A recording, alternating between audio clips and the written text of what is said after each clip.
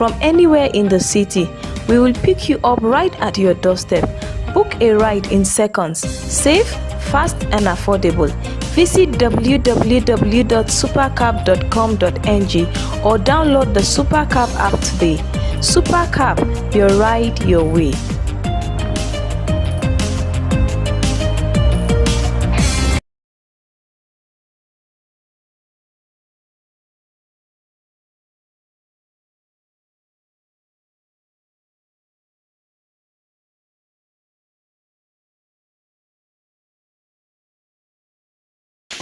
Are you stuck in Jalingo late at night? Need a safe and reliable ride fast? Introducing Supercab, Jalingo's trusted ride-hailing service from anywhere in the city. We will pick you up right at your doorstep. Book a ride in seconds. Safe, fast, and affordable. Visit www.supercab.com.ng or download the Supercab app today. Supercab, your ride, your way.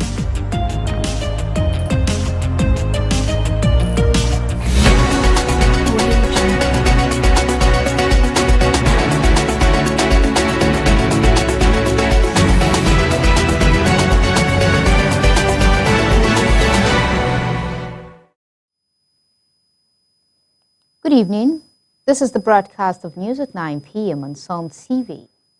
Your only source for truth, clarity, and stories that matter. This is the pulse of the nation. Follow us on Facebook at Psalm TV and catch our live stream on YouTube at Psalm TV Live. Now let's take a look at tonight's top headlines. 4 officers of 23 Brigade Yola decorated with new ranks. Federal government reaffirms commitment to rescue remaining Chibok girls and Leah Sharibu. Tinubu appoints Olumode Adeyemi as new Controller General of Fire Service. International news. U.S. warns Nigerians against birth tourism. Business news. UAC to acquire Chivita Hollandia from Coca-Cola. Entertainment news. Onyeka Owenu remembered 1 year after death. Sport news. Tinubu's rewards to Super Falcon defended amid criticism. I'm Brita James, and now the news in full. 4 officers of the 23 Brigade Gibson Jallo Cantonment, Yola, have been decorated with their new ranks following their recent promotion by the Nigerian Army. The decoration ceremony took place at the brigade headquarters, drawing attendance from senior officers, colleagues, and family members who came to celebrate the milestone. Our correspondent, Ojoma Yusuf, has the details. In a symbolic decoration ceremony held at the 23 Brigade headquarters in Yola, 4 officers were officially decorated with their new ranks, moving from lieutenants to captains. Performing the decoration, the brigade commander, Brigadier General A.A. Agu, congratulated the officers and charged them to maintain a lifestyle of discipline, integrity, and professionalism, both within the military and in their private lives. From this rank, it becomes tougher. So if you want to make a career in the army, the journey starts now. Because this is the time you are going to tell us who you are. As lieutenant, you are maneuvering with the crowd, but as captain, we will start talking so much about you, what you can do and what you cannot do. So you have to create a record for yourself, a record of competence. Don't hide in the crowd whereby people cannot even say reasonably about you. Those are strong points to come out so that people will know you for who you are in the positive side. He emphasized that the elevation serves as a clarion call, not just to the newly promoted officers, but also to all personnel, to remain committed, resilient, and focused on their primary duty of defending the sovereignty and peace of the country. We thank the Chief of Army Staff, Lieutenant General O.O. Oloyede, a prestigious holder of the Nigerian Army Medal amongst several leaders, for approving our promotion to the substantive rank of captains in the Nigerian Army. We pledge our continuous loyalty, dedication, and selfless service in the defense of our fatherland. Speaking on behalf of the decorated officers, Captain S.A. Adewumi expressed gratitude to God, the Chief of Army Staff, and the leadership of the brigade for the recognition. He pledged unwavering loyalty and dedication to duty. The other officers decorated alongside Captain Adewumi include Captain Ahmed Ismail, Captain Bitrus Fanuel, Captain Kobari Promise. The event also featured goodwill messages, words of encouragement, and individual gifts from fellow officers who congratulated the new captains and urged them to be exemplary leaders. Ojoma Yusuf, Som TV News, Yola.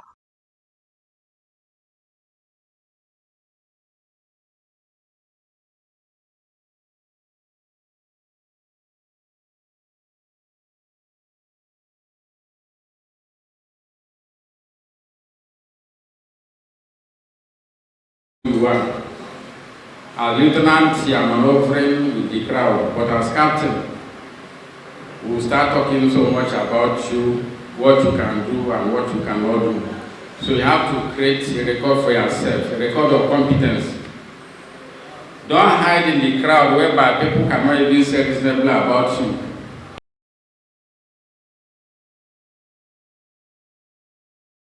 Approving our promotion to the substantive rank of captains in the Nigerian Army. We pledge our continuous loyalty, dedication, and selfless service in the defense of our fatherland. Ladi Atiku Nursery and Primary School has held its maiden speech and prize-giving day to celebrate outstanding pupils and teachers.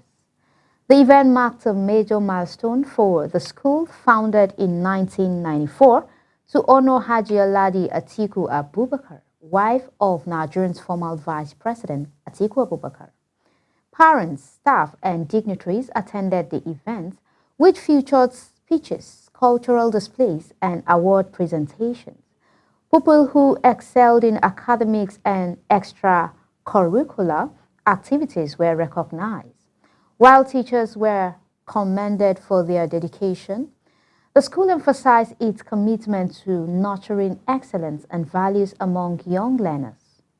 The head teacher noted that the event symbolized the school's progress over the decades and its vision for the future. The ceremony concluded with group photographs and goodwill messages from stakeholders. The management promised to sustain the tradition annually as part of its drive to promote a culture of excellence in the fundamental education of Nigerian children. Som TV correspondent Ojoma Yusuf completes the report. The median speech and prize-giving day of Ladi Atiku Girls Nursery and Primary School, held for the first time since the establishment of the school in 1994, was a celebration aimed at rewarding pupils and teachers with excellent performances. Dignitaries like Ladi Atiku, the wife of the former president of Nigeria, whom the school was named after in honor of her contributions to the establishment of the school, graced the occasion with other dignitaries. In her remarks, she called on parents to support the girl-child education, noting that children are the leaders of tomorrow. This is the first speech and prize giving that the headmistress of this school did for all those years. It is leadership that makes this real. She is a good leader, and the teachers here are hardworking. We can all see that they are hardworking teachers. They are honest and sincere. Let us build the girl child. It's for the whole society, for the whole country, and for the world in general. If we educate a girl, we educate a nation, she is everything. She also pointed that the girl child should not be neglected, as education is the right of all child and not a privilege. The Education Secretary, Yola North Local Government Area, in his speech, pointed that education is the most important gift that can be given to a child, especially the girl child. Once the child is educated, they will never have any problem. Because education transforms life. Education reduces poverty. Education creates healthier society. So we must educate our own children, more especially the child. The head teacher of the school, Hawa Blessing, pointed that the aim of establishing the school is to impact knowledge to the girl child. This school is named after our mommy Hajalaja people. Also, we appreciate that moral and religious values are inculcated in the girl child at home. School like ours, we build on this. The girl child with sound moral religious values and a beneficiary of formal education, such as we offer at Lydia People Girls Primary School, will be a great asset to the society. Professor Dauda Irana from Modibo Adama University presented a paper on importance of educating a girl child. Prize and award were presented to well-deserved pupils and teachers that has done exceptionally well, and the event was climaxed by display of cultural dance from pupils of different cultural troupes. Ojama Yusuf, Som TV News, Yola. The federal government has reiterated its resolve to secure the release of the remaining Chibok schoolgirls and Leah Sharibu. At the multi-agency anti-kidnapping meeting in Abuja, coordinated of the National Counter-Terrorism Center, Major General Adamu Laka said efforts remain active, though largely silent due to operational sensitivity. He acknowledged past successes in rescuing hostages through a combination of military operations and negotiations. Laka announced the expansion of a national anti-kidnapping initiative with liaison officers deployed across all states to enhance intelligence sharing and rapid response.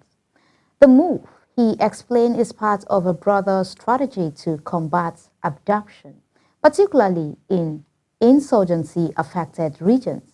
He assured Nigerians that despite the drop in media attention, the government continues to work closely with security agencies and humanitarian organizations.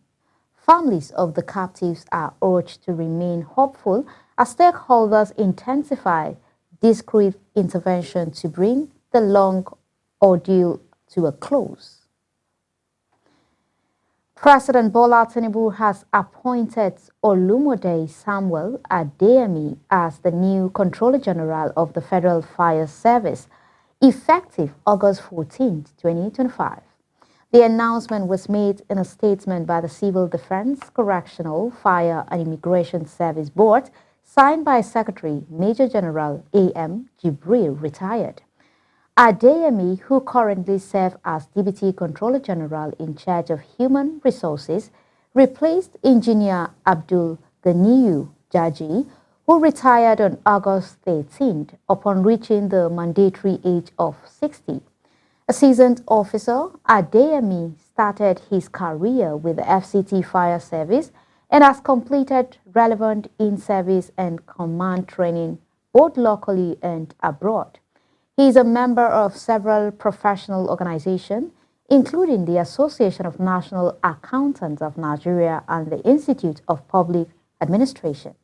The board expressed appreciation for Jaji's contributions during his tenure and commended his leadership. Adeyemi is expected to bring new energy to the fire service operation. Governor Bala Mohammed has congratulated the Emir of Bauchi, Alhaji Dr. Rilwanu Suleiman Adamu, on the 15th anniversary of his ascension to the throne. In a statement issued by his media aide, Mukhtar Gidado, the governor lauded the Emir's leadership and commitment to peace and development. He noted that the Emir's reign has strengthened cooperation between traditional institutions and the government. The statement described the emir as a unifying figure whose guidance and wisdom have helped maintain harmony across the emirate. Mohammed prayed for the emir's continued good health and long life. The emir, who also chairs the Bauchi State Council of Emirs, has held the position since July 30th, 2010. His anniversary was marked by various activities including prayers, courtesy visits and traditional displays. The government and residents alike recognize his efforts in community development, conflict resolutions and promotions of cultural values. A mobile court in Calabar, Cross River State, has convicted 34 individuals for attempting to bribe officers of the Federal Road Safety Corps. Magistrate Abigail Osunko gave each offenders the options of a 1-week jail sentence or a 10,000 naira fine. Additional fines were imposed on those caught for overloading, driving without a license, and failing to use seat belts or speed limiters. FRSC Sector Commander Innocent Etuk reiterated the agency's zero-tolerance stance on bribery and corruption. He warned motorists against offering inducements and urged strict adherence to road safety regulations. The mobile court was established with the approval of the State Chief Judge and in accordance with provisions of FRSC Act. Officials stated that the initiative aimed to enforce the discipline and reduce road crashes. The public has been advised to support law enforcement by obeying traffic rules and reporting corrupt practices during road checks. Healthcare services across Nigeria have been thrown into turmoil as approximately 25,000 nurses under the National Association of Nigerian Nurses and Midwives Federal Health Institution sector embark on a 7-day warning strike. The industrial action, which began at midnight after the expirations of a 15-day ultimatum, is in protest against persistent neglect of their welfare, insufficient staffing, and deteriorating working conditions in federal health institutions.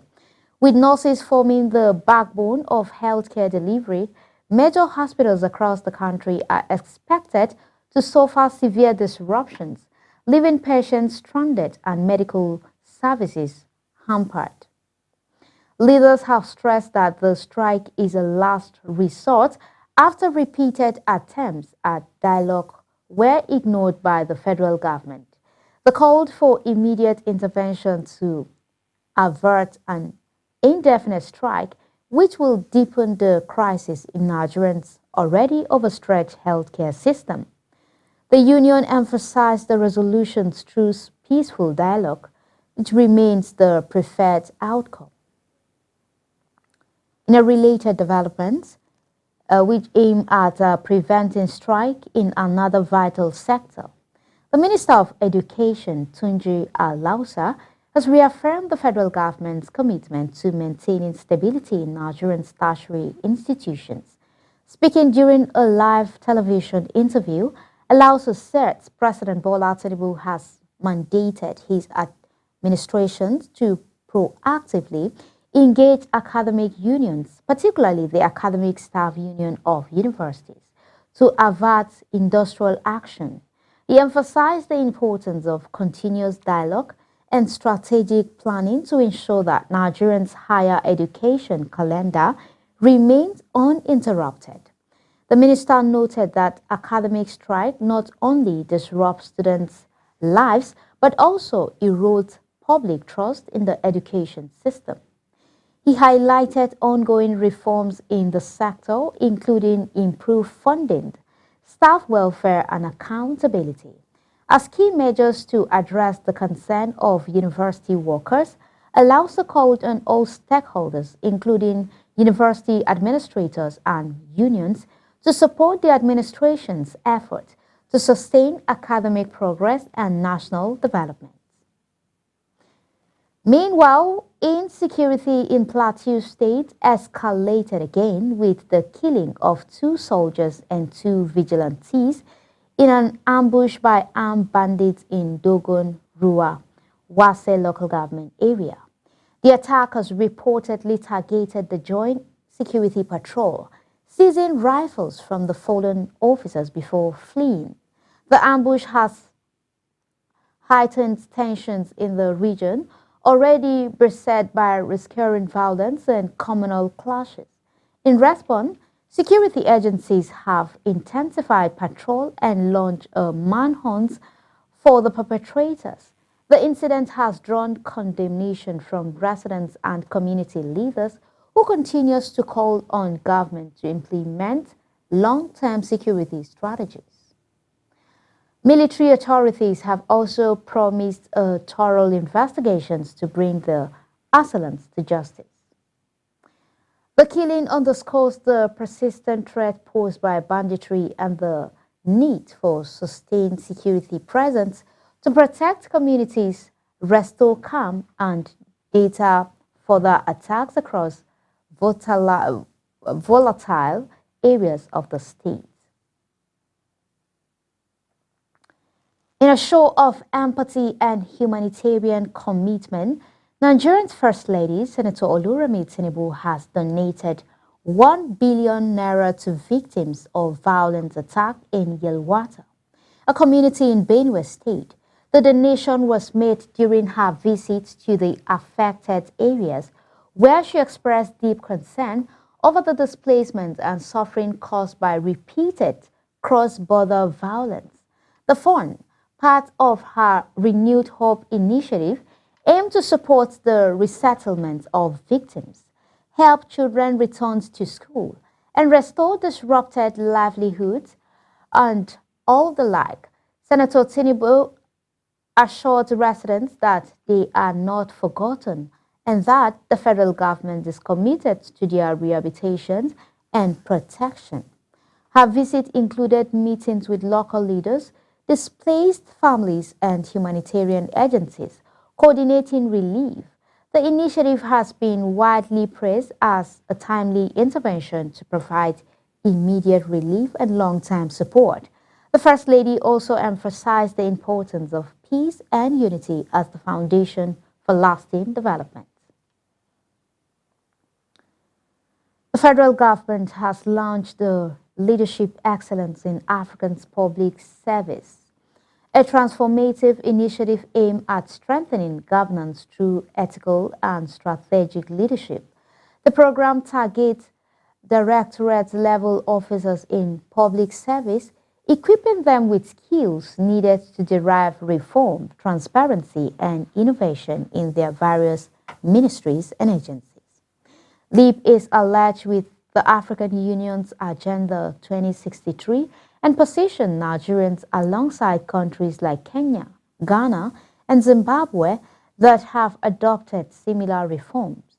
Speaking at the launch, Permanent Secretary at the Ministry of Finance, Lydia Jafia, represented by Deputy Director Ibrahim Matazu, emphasized the program's importance in addressing complex governance challenges. Participants will undergo advanced training and mentorship designed to enhance decision-making and policy implementation. The government believes that investing in leadership at this level will lead to improved public sector performance and renewed public confidence. The initiative reflects Nigerians' commitment to continental development goals.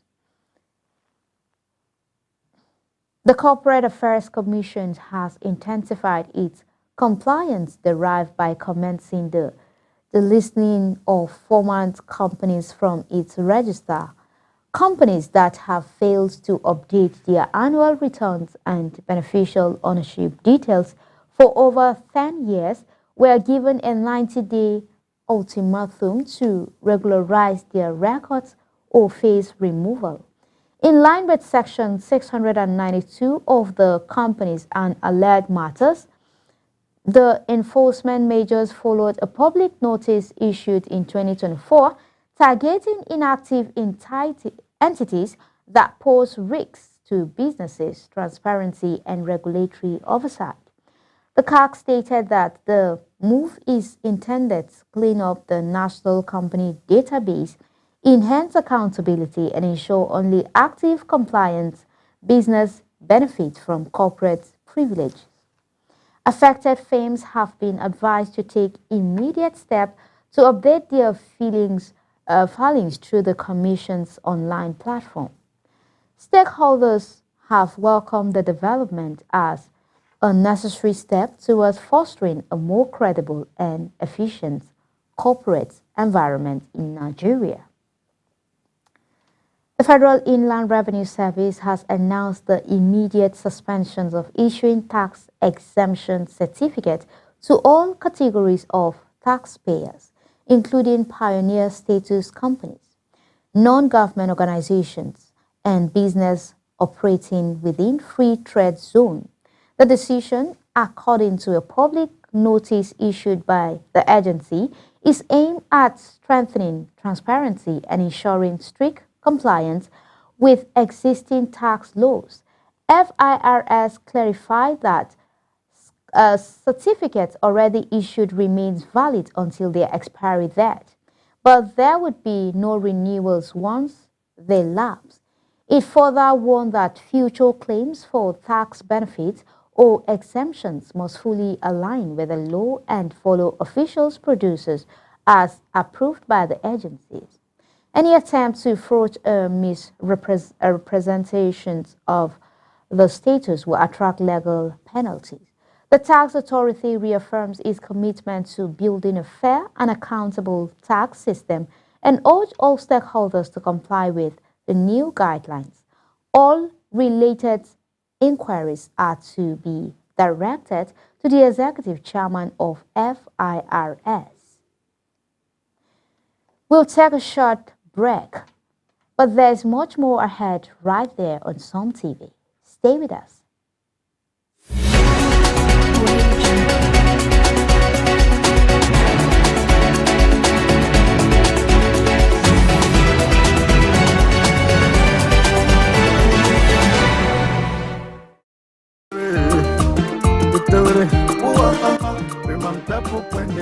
You are specially invited to the book launch titled Comprehensive Structure and Curriculum Coverage on Part of Speech in Kuteb Mother Tongue.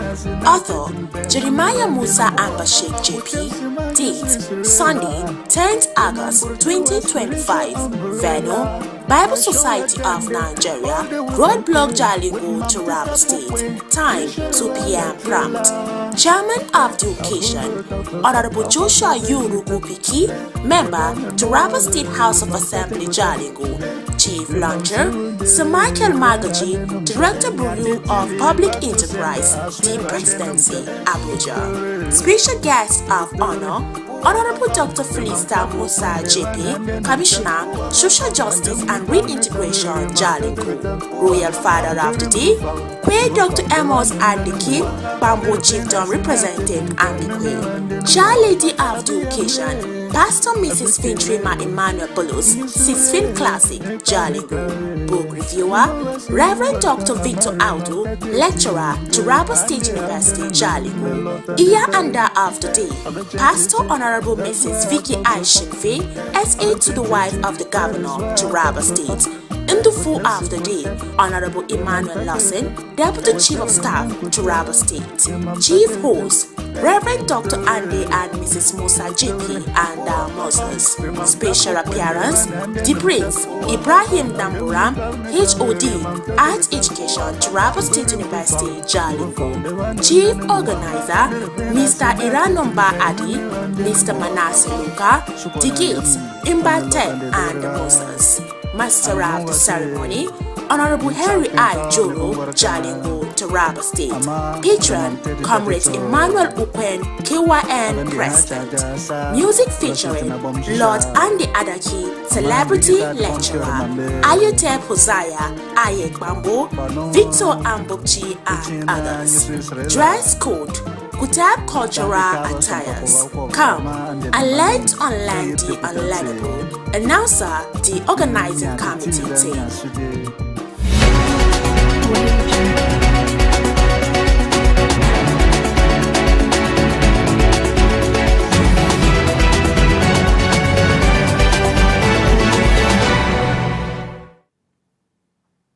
Welcome back.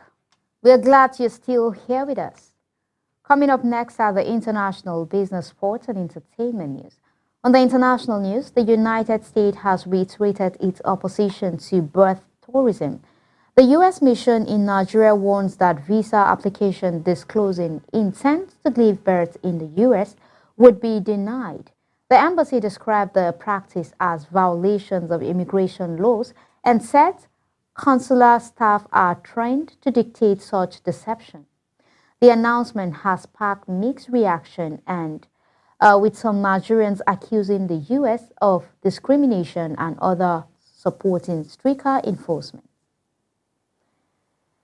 Yuli Novak, executive director of the Israeli human rights group B'Tselem, has accused the Israeli state of committing genocide in Gaza.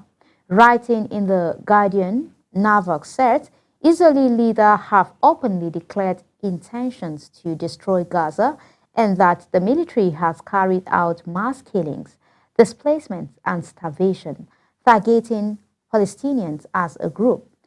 She described a culture of denial within Israeli society, likening it to past atrocities where populations looked away, citing a new B'Tselem report co-authored by Palestinian and Jewish Israeli researchers. She argued that decades of occupations and dehumanization made such violence possible. Nava called for urgent action to end the atrocities and for Israelis to confront their role in enabling them. In business news, USC of Nigerian PLC has announced an agreement to acquire Chivita Hollandia from the Coca-Cola Company, pending regulatory approval. The deal marks a strategic move by UAC to expand its footprint in Nigerian fast-moving consumer goods sector. Chi Limited, known for its Hollandia and Chivita brands, has grown into a leading player in dairy and juice. USC Group MD Fola Ayesimoju highlighted the acquisition's potential for growth, while Chi's MD Elko Weber praised the company's progress and expressed optimism about its future. Legal and financial advisors to the deal include Fasken, Mariru, Templars, Cite, and MC Damod, Will, and Emani. DigitVan Microfinance Bank has reaffirmed its commitment to financial inclusion, announcing that it has empowered over 50,000 entrepreneurs since receiving its operating license from the Central Bank of Nigeria in 2024.